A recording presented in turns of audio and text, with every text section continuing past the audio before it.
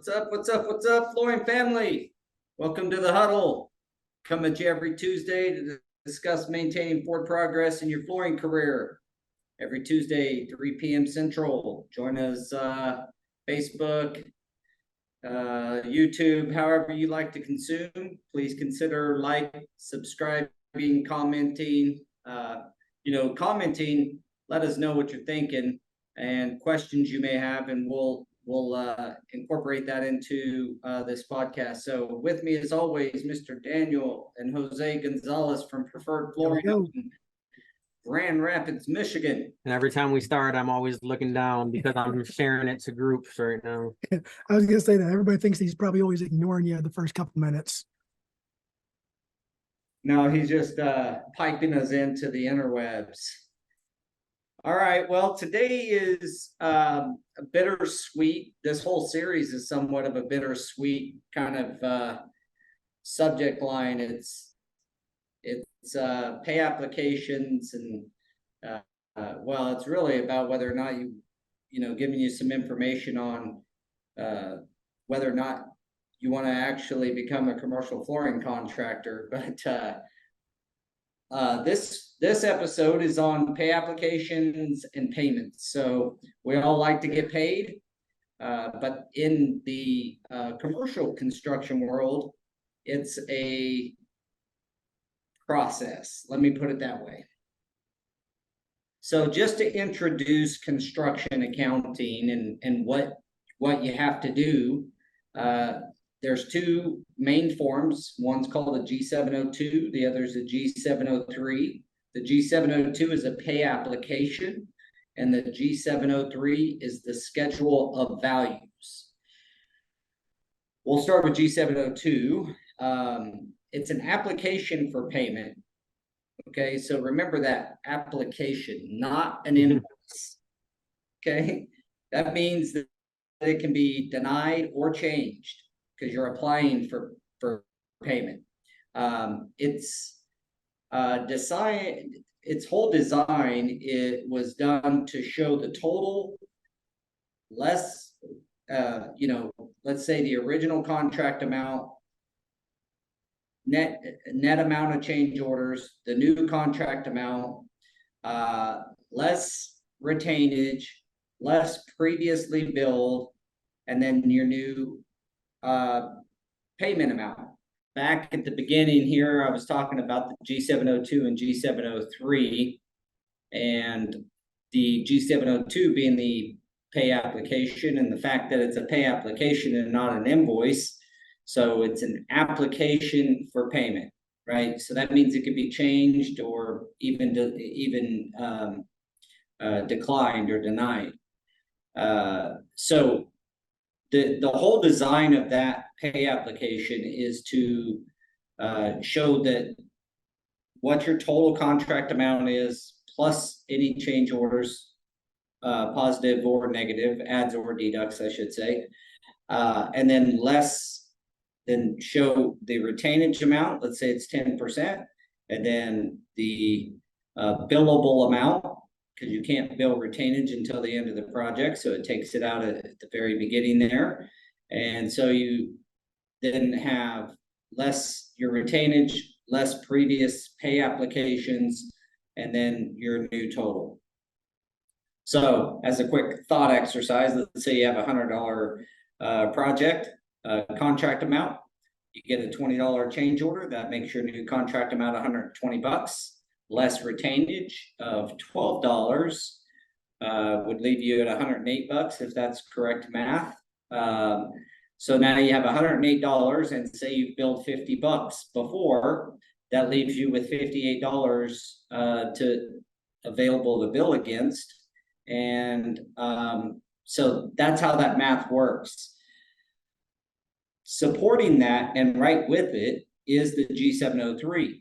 The G703 is a schedule of values, and it's just that. It's a schedule of the value of each item on the project. So you have carpet, ceramic, and sheet vinyl. So you'd have carpet materials, carpet labor, ceramic materials, ceramic labor, resilient materials, resilient labor. And then as you buy your materials and you store them in a acceptable spot, you know, an acceptable warehouse that's bonded and insured, or at least insured with those materials listed on your insurance as insured in your building, you can bill for what's called stored materials. So you can bill, say, for example, very often in commercial, we buy all of our materials for a project, and then we bill for all of them as they come in. So your schedule of values would bill 100% for your carpet materials, 100% for your ceramic materials. And maybe you don't have your resilient materials yet, so you don't bill for it. Or if you have half of them, you bill for half of them, you know, 50%.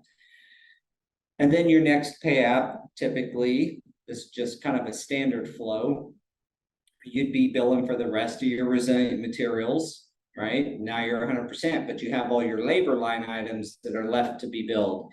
And so as you complete through the project, maybe that second month that you're able to bill, because in commercial world, you can typically only bill once a month on a given date, and that's typically in the contract. Go back to the other podcasts on contracts and review that. But at the end of the day, the goal for the G703 is so when you bill your client, your general contractor, they can then bill their the owner and show your schedule of value, showing the owner what materials they're paying for. Often you will be asked for either invoices or some proof that you have the materials on site in a stored, bonded, or insured warehouse. So the idea here is that you can progress bill for some of your materials or all of your materials, and then bill your labor as you go. So if a job's phased out over the next 6 months, or it's going to take 6 months to do the project, you can bill each month and, you know, keep the cash flow coming on the following month as your payments come in. So let me see, what else do I want to say about the G703? Yeah, clarity on billing and exactly what you're billing. So a quick story of a company I started when I was 22, a flooring company with a partner. He was doing the office work and I was running the field and managing all the installation. We had gotten behind with our customers from a payment aspect. They hadn't paid us in a long time. We were owed a lot of money. Obviously, banks and vendors were barking down our necks, and ultimately, me and our accountant went in and started reviewing and found out he was just sending invoices. Well, with an invoice, they're not going to pay you. They need the G702 and the G703, and that's an AIA, the American Institute of Architects form. Hello, Daniel. Hey, You're back. third time. Well, maybe third time's a charm. I don't know. It keeps crashing. So if it does again, we'll just have to postpone. We may push this subject to next week and reshoot this. I don't really know 100%, to be honest with you, how well she's going to be able to patch this all together with 3 different showings. But I just, as I was waiting on you guys, wasn't sure if you was going to be able to join again, but I went ahead and went through kind of the overall G702 and G703 and was kind of going through a story of the first flooring company I started, and the fact that my partner at the time had billed a bunch of work, but it was just invoiced, not on pay applications. And once I brought our accountant in and I kind of took over, I started calling all the clients and asking them, you know, Where's why the money? hey, you know, I show that you owe us this amount of money and it's 60 days past due. And they're like, we've never received a pay app from you. And then I come to find out he was just sending invoices. So the point here is they're not gonna, regular commercial construction where you're dealing with the general contractor, they're just not gonna pay you without a pay application. It's designed to keep track of where the flow of the project is and what has been billed for and what has been paid and what has not. So And I've talked to some architects that say that they look at pay applications, could they actually go to the job site, and they're like, there's no way this is 80% done. yeah, it's all based on percent of completion.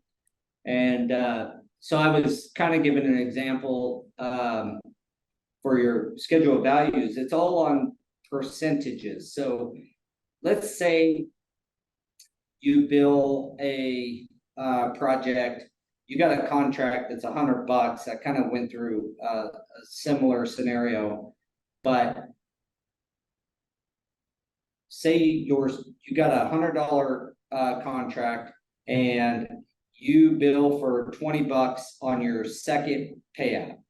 So you're billing $20 on your second payout, and you've already billed for $50 on your first payout. So in essence, you're going to bill for 70% of the contract amount. You billed for $50 already. You may have already been paid for that, but it always works off of totals and works back. So if you billed for $50 the first time, you're billing for $20 this time, that's 70% complete of the contract amount. And that's what it's going to show on your schedule of values is percent of complete.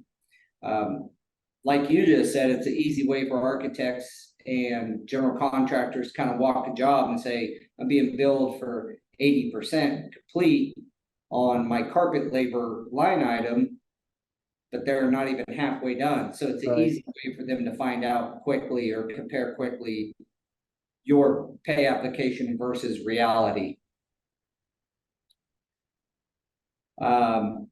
One other note, and this kind of goes back to the contracts, but most of the time you can project through the end of the month. So if your pay app is due on the 20th, you can project through the end of the month, both materials and labor that you believe you're going to have in your insured warehouse or installed, and you can bill for that amount. So that's just, I would caution to be particularly careful and make sure that you are as accurate as possible. We've had plenty of projects. They want to come to our warehouse and see the materials, or they want to walk the job after we build and make sure that we're not overbilling. Obviously, contractors in all regards, like I don't want to pay my sub for work that's not complete. They don't want to pay us for work that's not complete. So it makes a lot of sense. I'll kick it over to you, Daniel. Do you have any other information, insights about the complexities? I kind of lined it out, but yeah, when we first started doing it, like it's all brand new to me. So the one thing that I did was call the accounting department to where I'm building, and it's like, how do you guys want this filled out? And some of the projects were, really small. They were just 1-day projects. And they're like, just put everything on one line item, it's fine. But then you get into the more complex stuff when they're like, I want it broken out, everything broken out by single line item stuff. Like, so it's real particular in who you're working with.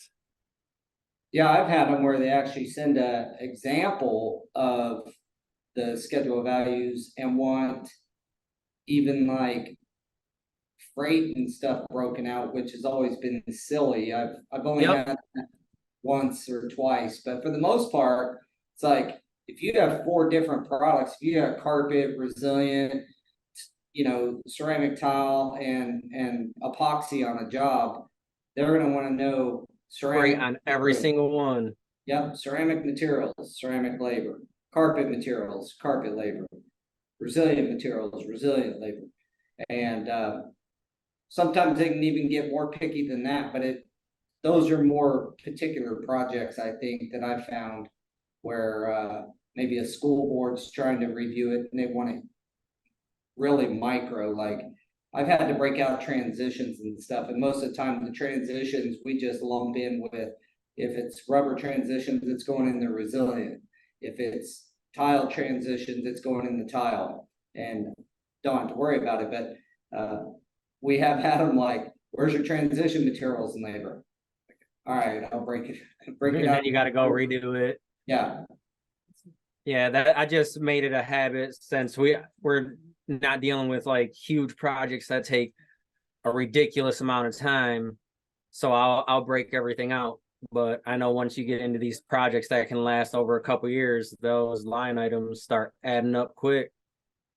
Yeah, and change orders and all that go on these. So, just remember whatever you're going to bill for has to be represented on both forms, both on your G703, and then it ties out with your G702. So the total should be matching. Another note is your G702 or your payment application has to be notarized. So if you don't have a notary, you should probably plan on going to your bank every time you bill. That's another thing. We have 3 notaries in our office, so we don't have to deal with that anymore. But I remember going to Dillon's, which is a Kroger grocery store, 3 or 4 times a month, getting pay applications notarized. And this is back in the early 2000s, but yeah, you got to have each one has to be notarized as well.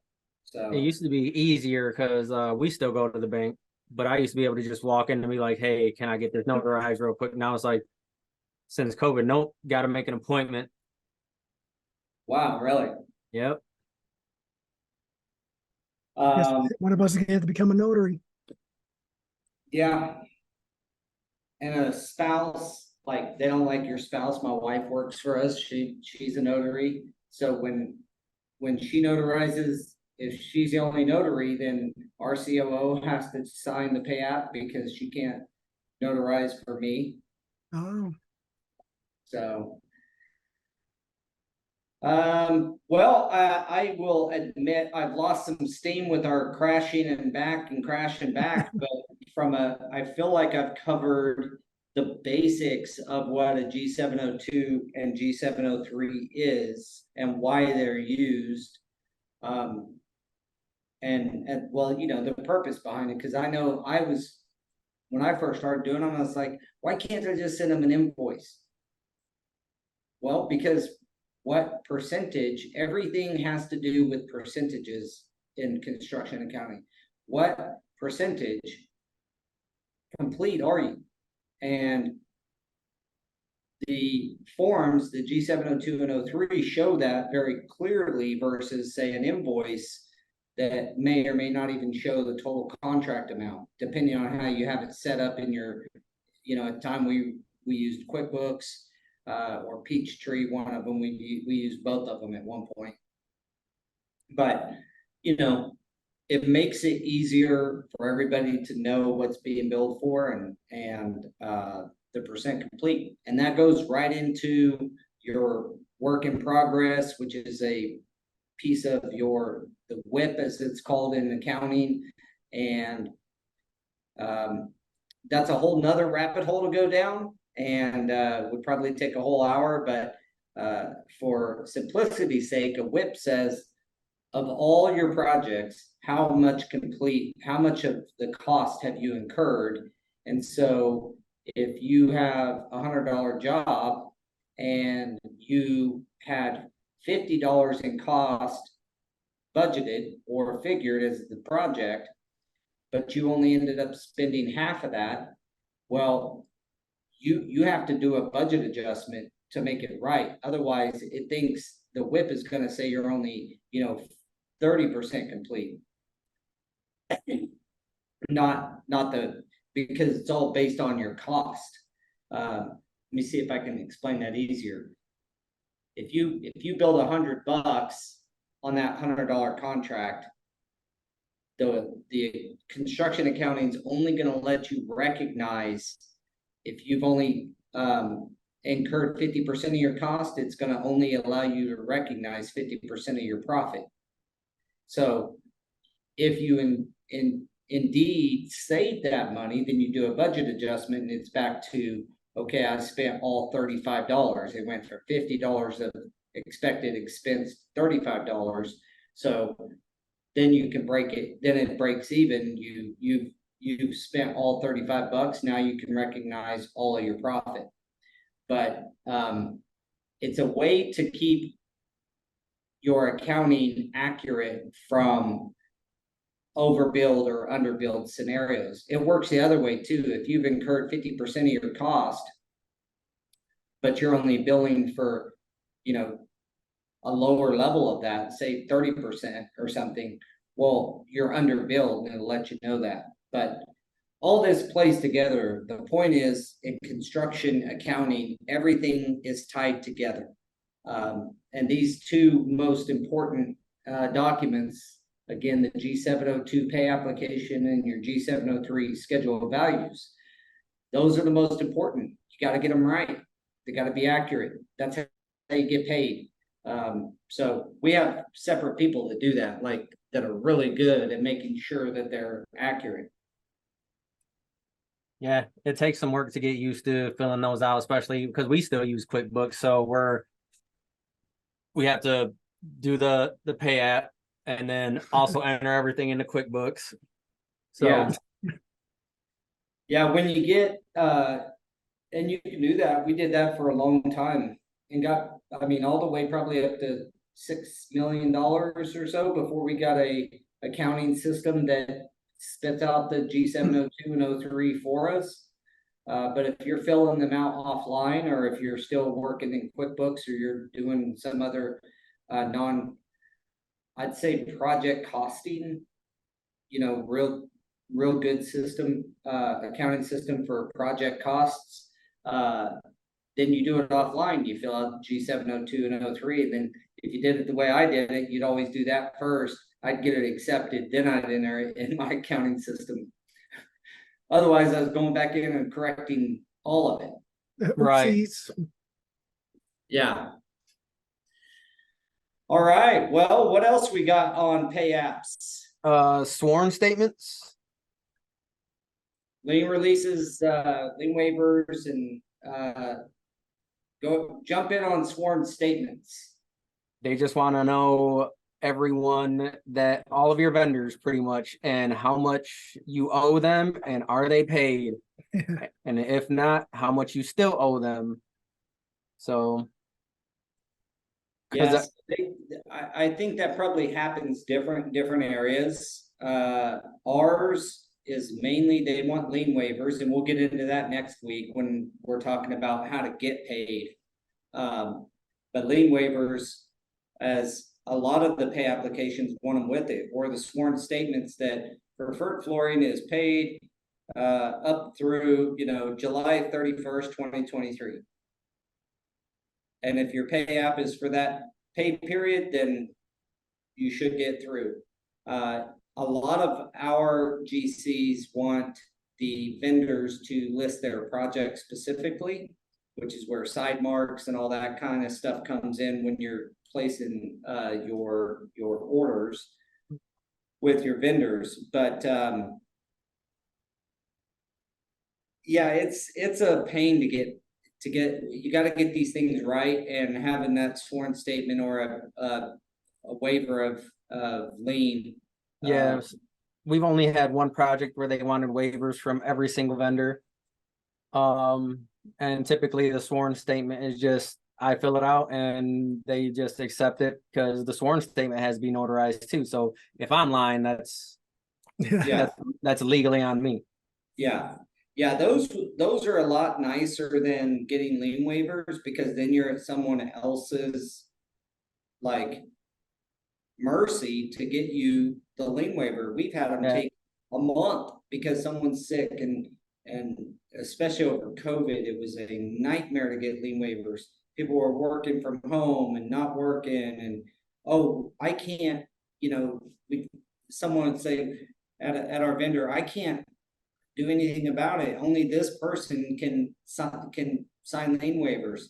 I'm like, well, you better call them up and get them out of bed. I don't know what to tell you. I've got to get paid, and it's all you guys want me to pay you, but these lien waivers are a big piece of that. So I need you to get those back to me as fast as and efficiently as possible. But it's always a fight. It's tough because, distributors used to, and manufacturers didn't used to have to do that back in, 20 years ago. Lien waivers from vendors was not a thing. Even when I first got into business, never had to do it. It was just a matter of show me proof you got my materials, basically. And I think vendors started filing liens when companies were honest, and then GCs and architects were like, well, we got to cover that risk. And that's where lien waivers from every vendor comes in. Yeah, it was a nightmare to get some of these vendors to actually do it too. I'm taking notes right now, guys, because honestly, this is Daniel's category for us, right? Like I got bits and pieces here, but yeah, it's well, hug your brother afterwards, because it can be a real pain in the ass to get it. I hear about it all the time. And I hear about it all the time. And then getting it paid is a whole nother thing. But the first step is getting these documents in accurately, along with your sworn statements or your waivers of lien from your vendors. It's almost like, because when contractors are they accept your pay application, and then they send us an email, because a lot of stuff is electronic payments, right? And it's like, this is going to post to your account. Here's the lien waiver. We'll send the money when we get this back. And it's like, it's almost like we should start doing that to almost every payment for a vendor. It's like, here's your money, send me a lien waiver. That's not a bad idea. It's not a bad idea. It's just like Jorge says right here, seems like a ton of paperwork. It is, but it is a ton of paperwork. That's a good idea, Daniel. I wonder if we could start just saying, here's a check. Here's the lien waivers that for projects attached to this check. Please sign them and we'll release a check. Bam. That's not a bad idea. Get them up front and then file them. And then when we need them, we already have them. Right. Then they'll be way quicker to get you something signed than if they already had the money. Yeah, that's most of it, right? They already have your money for that job. And then it happens one of two ways. You send your lien waivers in with your pay applications. And also, side note, they have a form in most, it's a separate form for a lot of the general contractors that have a list of your subs and suppliers, and you list the dollar figure on there and what's remaining to pay to each one of them as well. And a lot of times you got to have lien waivers from your subs, which is why Go Carrera has that as an automatic, get a lien release on every single payment. So you have them. That form is typically not with your pay app, but it's when you get a check, or they got a check ready for you and they're like, hey, we need this filled out and signed. So yeah, and each GC may have different insights or different rules. Just remember this, it's all about risk mitigation. That's what construction is all about. And a lot of our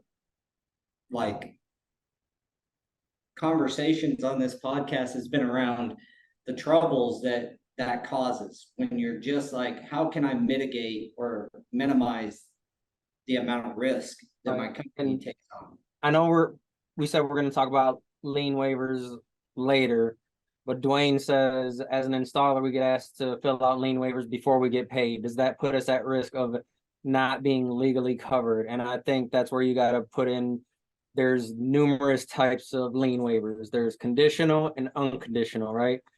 So conditional is what you sign before you get paid. It's, I waive my rights to lien when I get this payment. Yeah. Unconditional is, boom, I already got paid. I waive my lien. Yep. Yeah, there's different types of lien waivers. A lot of the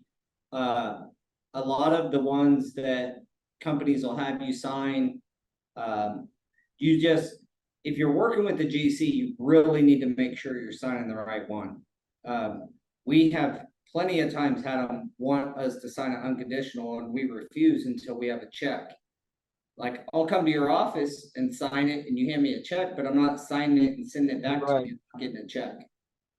And there was when we were subcontracting for a company, they sent us an unconditional, and they're like, here, sign this and get this back to us, and we'll get you a check. And we weren't done with the project yet, and it was a full unconditional, and I'm like, I'm not signing this.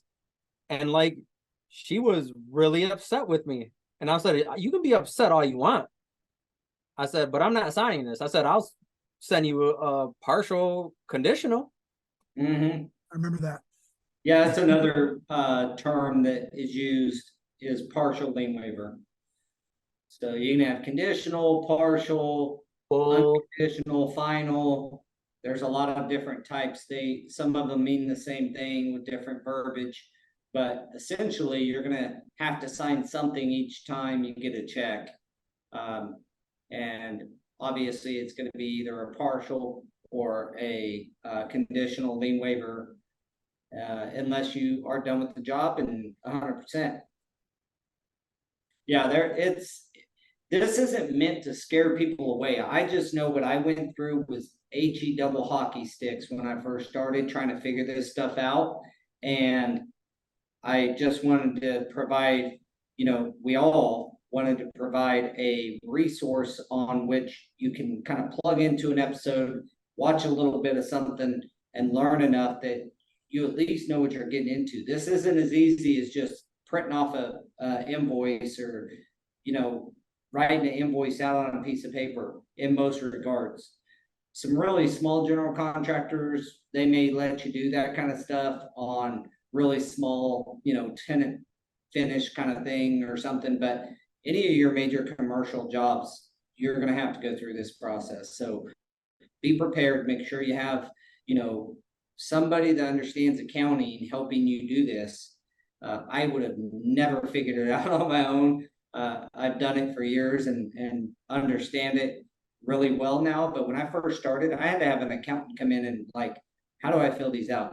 And I didn't have the balls, to be honest with you, to just call my client and say, I have no idea how to fill these out, And either did I at first, right? Except for there was a point where I think we were in a meeting at the chamber, and one of the it might have been one of the minority meetings where they're trying to get the smaller businesses, in there. And they're like, anytime you have any questions, that's what our billing department is for. Like, you may think that it's a dumb question, but that's what they're there for. It's like, they're there to make sure everything is filled out, because we don't want to hold your money. Yeah, we want to give you your money. I wish that rang true, to be honest with you. I see the various crap that holds up payments, but I think in general most people do, but you got to be careful who you work for. But regardless, getting this right is paramount to getting paid on time, or getting paid as close to on time as possible. You don't want to be the guy holding up pay apps. I'll tell you that. They'll just go on without you. If you miss that pay app, you got to wait a whole another month to even turn your bill in. I've been through that.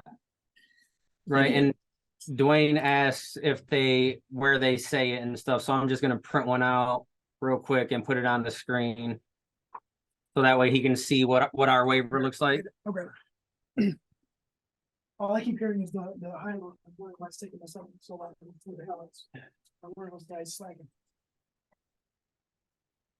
So I'm going to cover the job. But you can see right at the top, partial conditional, because we did not receive the check yet.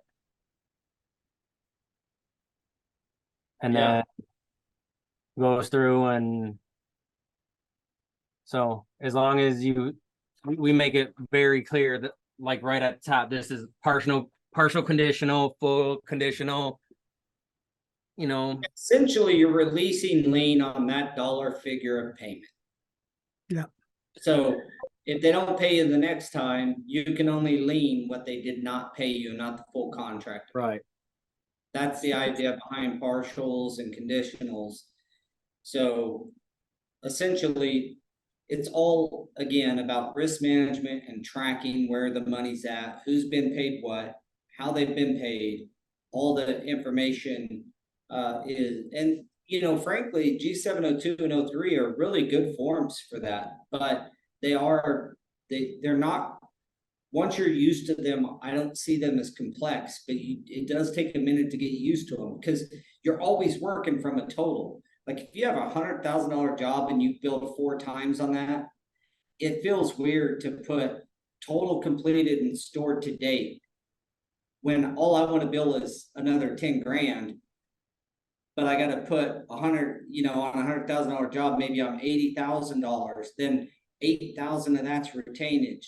Then I built, 70,000 previously, leaving me my $10,000 as this period's payment. So it's always working off the total with percentages. So it can be confusing, but once you get used to it, it's not really that complicated. It's like Right. it's like balancing a physical checkbook, the dollars and cents, and then the percentage of the project being done. It's like just try to break it down into dummy terms for people like me. I almost wonder, like, so like if I purchase a house, why can we use these programs like DocuSign, but they don't have anything like that instead of getting a notary? Like, why can't it be utilized? Do they have something that can be utilized like that? It's all red tape more than anything. I mean, there are plenty of companies that use DocuSign for their lien releases. I wouldn't say a lot, at least from in our area, but some do, but never on the big government work or really like bigger commercial work. It stays in that older kind of methods. They want it signed, they want it notarized, and the paperwork, there's some that you have to have wet ink. You cannot email it. Like there's stuff like that. Yeah. Yeah. I remember that. Some, Well, and then others still with notaries. Still with notaries, it's like if they don't have the stamp and everything. Yeah. Nope. So I don't want to scare everybody away, but I did want everybody to understand what you'd be getting into. And I know we didn't go through and show what they actually look like, but this is 702. So it has like the total on there, then the change orders all the way down, and then the schedule of values 703. And this was one of the ones that wanted every single line item in there. Yeah, you do. Trying to block the light. Yeah. So it's like, but as you can see, like right there, that's the percentage lines. Yeah. So they want to know percentage on every single line item. Yeah, that's a very good example. Thanks for showing that, because it's a matter of again, not to beat a dead horse here, but it's their way of risk management. And the fact is if they don't know how much you've built them for previously, and the retainage piece, all that mixed in. But if they don't know what you built for previously, and they got to go dig it up on another document, what they're trying to do is streamline it. And I got to say again, G702 and 03 both are pretty streamlined. They work together. So if you got an accounting system that'll spit them out, kudos, because it does make life a lot easier. Our billing department just says what percentage they'll send us their schedule of values and ask each PM to put the percentage of complete on each line item, and then they just bill that amount, and it spits out the G702 and 03 automatically. That's structure, that's the system we use, but there's plenty of others that do the same thing, so. How do you guys gauge your Fill 'em percentage out. of, how do you What's guys that? gauge your percentage of project complete? Is it material you use, or do you guys have a user takeout program to be exact? It's a general Yeah, question, you know, that, We'll bill, however much material we got in. And it's, if we had 50,000 foot of LVT and we only got 25, we're gonna bill 50% on the material line item. Typically the kind of schedule for this kind of thing is, if you got a larger project, you're probably going to be billing for your early materials first, your ceramic material might be your first billing only. Then your second billing may have a mix of ceramic labor and your resilient materials finally came in. So maybe you bill 100% on your materials for ceramic, and then 100% on resilient, but only 10% of your ceramic labor. And then the next month it comes in and you do the same thing, but it's maybe you got the rest of your materials in, now you're billing 100% on all materials, and 75% on your ceramic labor and 20% on your resilient. That's the only way you can stay and get progress payments and keep track of what's been paid and where. It gets really confusing, even on a spreadsheet, if you just do that. So I understand the need for yeah. a system like this, but You just explained it really well on why the system is needed, because there's no guesswork at the end is really what it is. You're tracking everything progressively, and smaller projects probably easier, but large ones, woo. Yeah, ideally you want to bill them and they understand what you're billing and they process your payment, or process your pay application. But there's plenty of times when, they're like,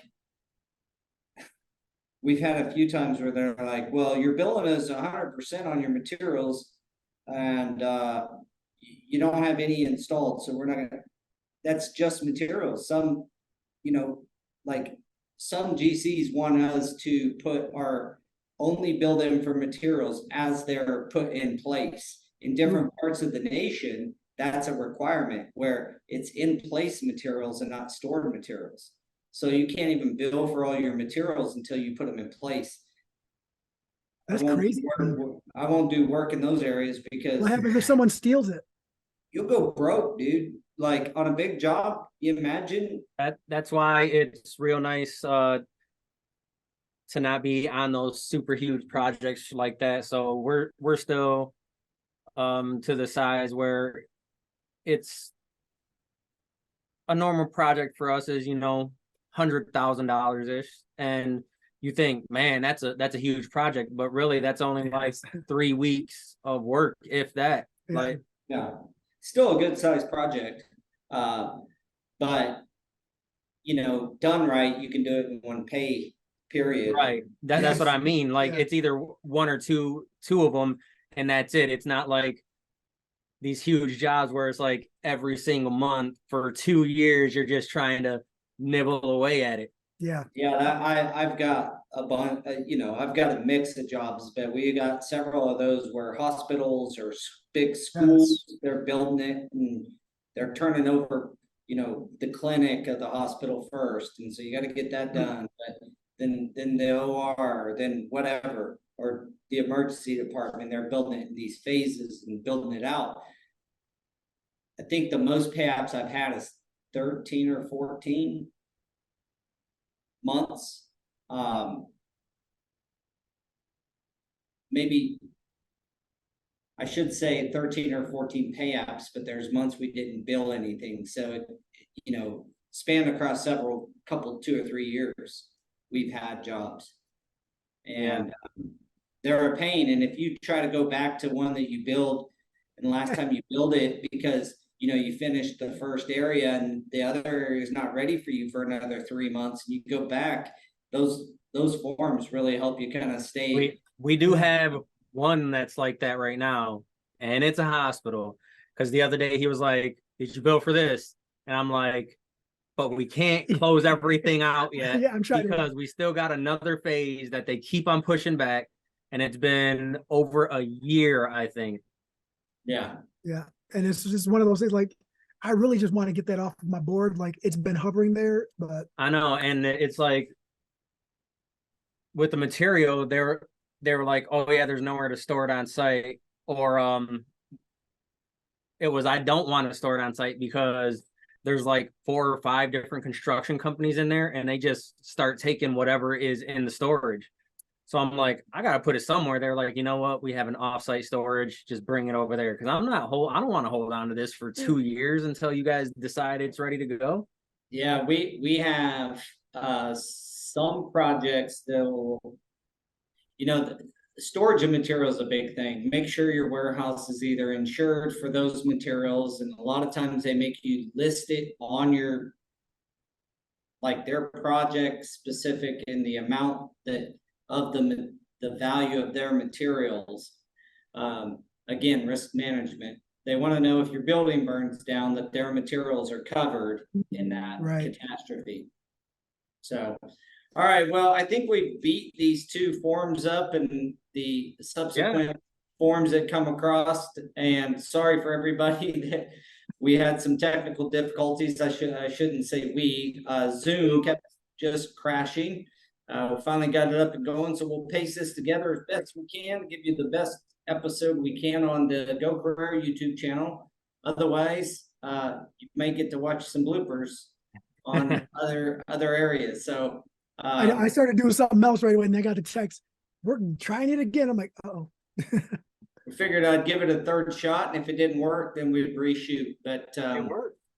hopefully everybody got some good insight on just what these forms are, why they're required, and don't try to fight the system. I also did that. I was a jerk, and I was like, you guys owe me money and you know it. Just pay the invoice. Well, and they're like, look at the contract. It says that you're supposed to put on these forms. Very clearly, Mr. Stewart, exactly what you're supposed to do. When you don't understand something, it is frustrating when you just don't understand it, because it's real easy. Like, you owe me. It says here you owe me. What are these for? Yeah. You can't deny you have carpet in the building that did not have carpet before. It didn't magically happen. Just pay me. But so don't try to buck the system. Just follow the rules.